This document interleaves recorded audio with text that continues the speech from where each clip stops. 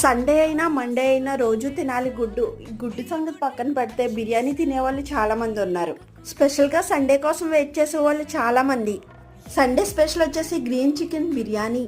ఈ బిర్యానీ చేసుకోవడానికి ముందుగా 2 గ్లాసులు బాస్మతి రైస్ ని శుభ్రంగా కడిగేసి పక్కన పెట్టేసుకోవాలి. గ్రీన్ మసాలా కోసం ఒక్కొక్క కప్పు కొత్తిమీర, పుదీనా, 3 పచ్చిమిర్చి, అల్లం, వెల్లుల్లి, అలాగే 1 స్పూన్ పెరుగు వేసుకుని మెత్తగా గ్రైండ్ చేసి పక్కన పెట్టేసుకోవాలి. పొయ్యి మీద కుక్కర్ పెట్టేసి నెయ్యి, నూనె, అలాగే బిర్యానీ మసాలా, కొద్దిగా ఉల్లిపాయలు వేసుకుని బాగా ఫ్రై చేసుకోవాలి.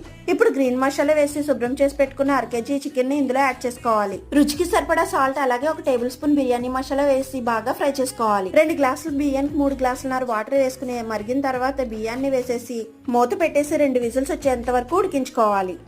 అంతే, గ్రీన్ చికెన్ బిర్యానీ అయితే రెడీ అయిపోతుంది. ఈ బిర్యానీ టేస్ట్ అయితే చాలా చాలా బాగా వచ్చింది.